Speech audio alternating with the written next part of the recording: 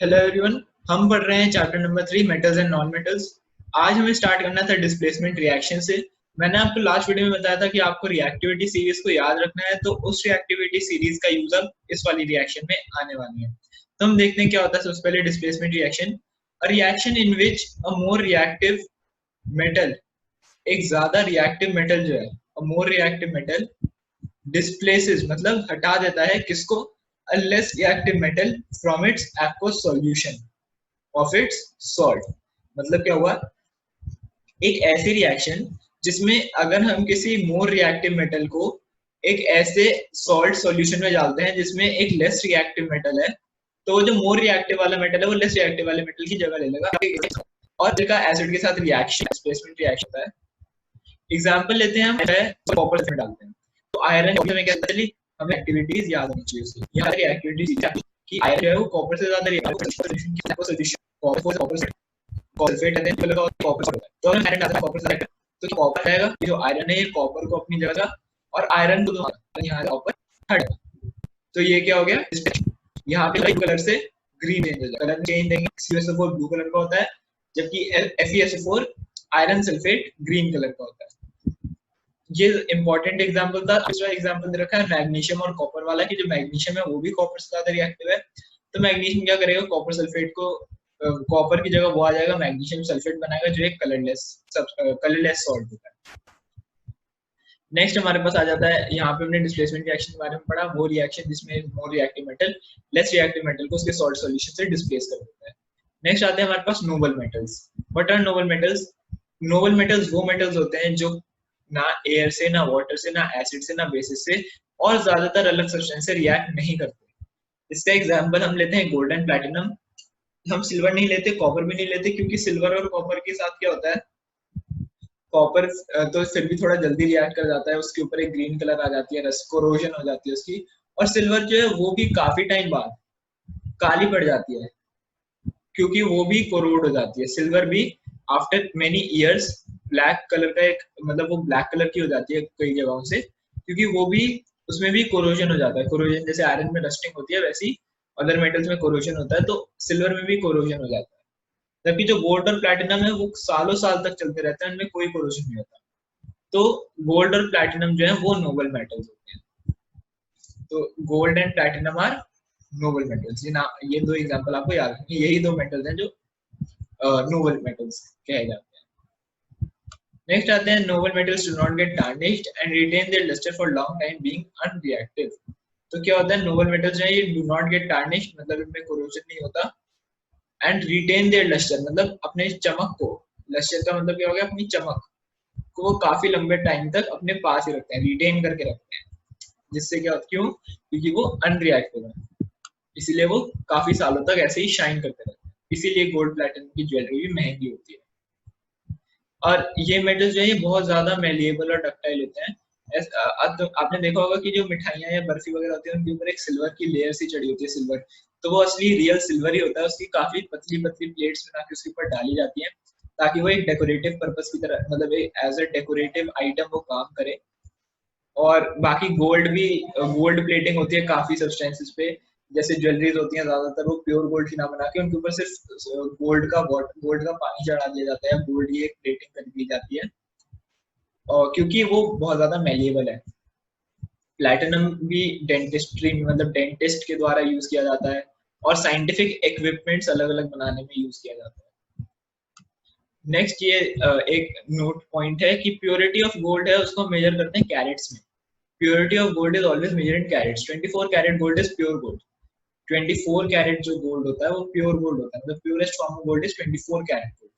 और 24 carat gold का, pure 24 carat gold का कोई भी ज्वेलरी नहीं बनती, because it is too soft. Gold जो है 24 कैरेट पे काफी ज्यादा सॉफ्ट होता है ज्वेलरी बनाने की, मतलब हम उसे इजीली कट नहीं कर पाएंगे, वो बहुत सॉफ्ट होगा तो वो गलत शेप में कट हो जाएगा, इतना सॉफ्ट है।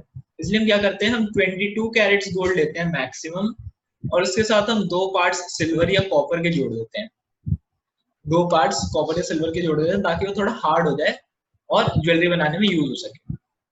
नेक्स्ट हमारे पास आता है यूजेस ऑफ मेटल्स। तो यूजेस ऑफ मेटल्स में देखते हैं, फर्स्ट यूज है आयरन का। Iron is used for making cooking vessels. Water boilers, हम देखते हैं ना आयरन की कितने जगह भी यूज होते हैं, कुकिंग वेसल्स में आयरन यूज होता है, वाटर बॉयलर्स में, चेन्स में, वायर्स में, नेल्स, इतने सारी जगहों पे आयरन जो है वो यूज होता है। ये यूजेस ऑफ मेटल में आपको नाम के साथ याद रखना है, पहले लिखेंगे metals are used in making this, metals are used in making that, ऐसे नहीं, नाम के साथ आपको याद रखना है। आयरन यहाँ यूज होता है। एल्यूमिनियम जो होता है वो एयरक्राफ्ट बॉडीज बनाने में यूज होता है क्योंकि वो थोड़ा हल्का होता है। It is also used for making cooking vessels और थिन फॉइल्स, जो एल्यूमिनियम की फॉइल्स होती है उन्हें बनाने में यूज होता है। कुकिंग के जो वेसल्स होते हैं अलग अलग, उन्हें बनाने में यूज होता है। कॉपर जो है वो गुड कंडक्टर है इलेक्ट्रिसिटी का, तो वो क्या करता है, इलेक्ट्रिक केबल्स बनाने में यूज होता है क्योंकि वो थोड़ा सस्ता भी होता है कंपैरेटिवली, और इलेक्ट्रिकल गुड्स वगैरह बनाने में भी यूज होता है as it is a good conductor of electricity. Next हमारे पास आता है silver. Silver is used for making jewellery decoration, जो ज्वेलरी के पीसेस होते हैं उनको बनाने में यूज होता है। डेकोरेशन पीसेस में यूज होता है। टेबल वेयर जो होता है, मतलब टेबल वेयर में आ जाता है हमारे स्पून्स एंड नाइफ्स, फोक्स, ये सब टेबल वेयर में होते हैं। डेकोरेशन के अलग अलग पीसेस हो गए, इन सब बनाने में यूज होता है। सिल्वर जो है वो भी गुड कंडक्टर है, बेस्ट कंडक्टर है इलेक्ट्रिसिटी का, लेकिन हम उसे वायर्स, ऐसे जो हमारी ट्रांसमिशन वायर्स होती हैं उनको बनाने में यूज नहीं आता क्योंकि वो बहुत महंगा होता है, इसलिए वो सिर्फ उन वायर्स में यूज होता है जहाँ पे कंप्यूटर में इलेक्ट्रिकल प्रेसिशन चाहिए, मतलब कि जो करंट का फ्लो है वो इसी इसी जगह पे होना चाहिए, कहीं भी और नहीं होना चाहिए, ताकि कंप्यूटर खराब ना हो, वहाँ पे सिल्वर वायर यूज करते हैं ताकि करंट जो है वो एक प्रॉपर डायरेक्शन में फ्लो करे। अगर हम कॉपर या एल्यूमिनियम यूज करते हैं तो करंट की डायरेक्शन कभी कभी बदल सकती है, शॉर्ट सर्किट हो सकता है। नेक्स्ट हमारे पास आता है uses of non metals. Non metals का nitrogen fertilisers, as a fertiliser is essential for growth and development of seeds and plants. Phosphorus जो है वो मैच बॉक्स इंडस्ट्री, मतलब माचिस वगैरह बनाने में यूज होता है और फर्टिलाइजर बनाने में यूज होता है। आयोडीन जो है एक एंटीसेप्टिक है। सल्फर जो है वो फायर क्रैकर्स में और गन पाउडर बनाने में यूज होता है। आपको नाम के साथ मैं फिर बता रहा हूँ, नाम के साथ सारे याद रखने पॉइंट।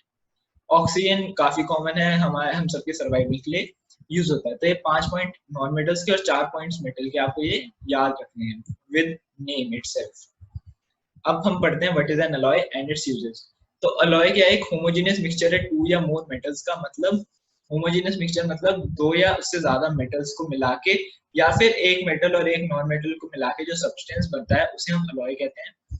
अलॉय जो होते हैं हम उन्हें क्यों बनाते हैं, क्योंकि वो जनरली स्ट्रॉन्गर होते हैं, हार्डर होते हैं और मोर रेजिस्टेंट टू कोरोजन होते हैं देन द प्योर मेटल, मतलब मेटल से ज्यादा हार्ड, स्ट्रॉन्ग और उससे ज्यादा रेजिस्टेंट टू कोरोजन, मतलब उन्हें कोरोजन भी देर से होता है या फिर नहीं होता।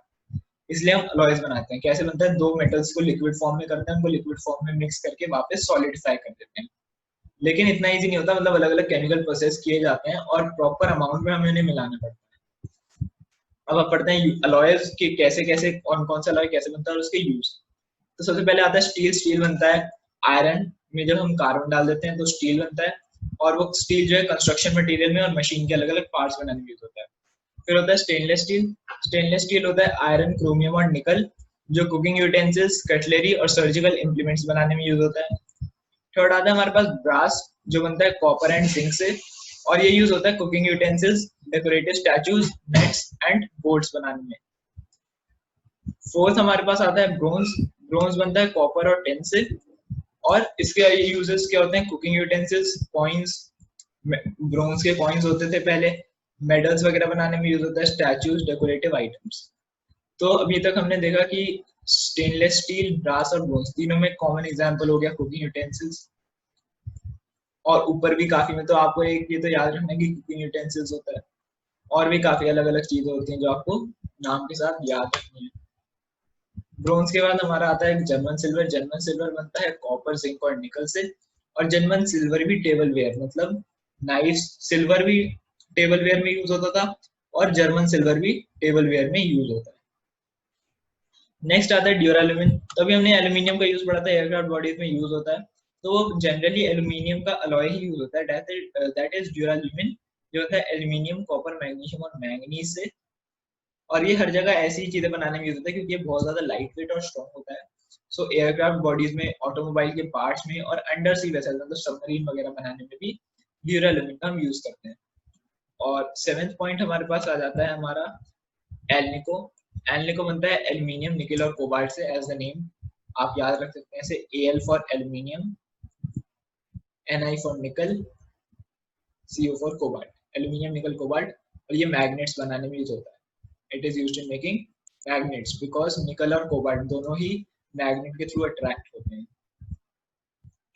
And the last alloy is gun metal. Gun metal होता है कॉपर, टिन और जिंक से, और ये यूज होता है गन बैरल्स, जो गन के जो बैरल्स होते हैं उनको बनाने में यूज होता है। मतलब गन के जो आपने देखा ना जिनके अंदर हम बुलेट्स लोड करते हैं वो बनाने में यूज होता है, गन बैरल्स बनाने में। तो इसके साथ हमने ये 8 अलॉयज पढ़ लिए, वो कैसे बनते हैं और उनके यूजेस।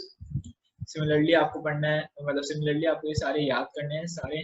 मैं बार बार बोल रहा हूँ, नाम के साथ आप याद करेंगे यूजेस ऑफ मेटल्स, नाइट्रोजन का क्या है, फास्फोरस का क्या है, सिमिलरली मेटल्स में सिल्वर का क्या है, कॉपर का क्या है।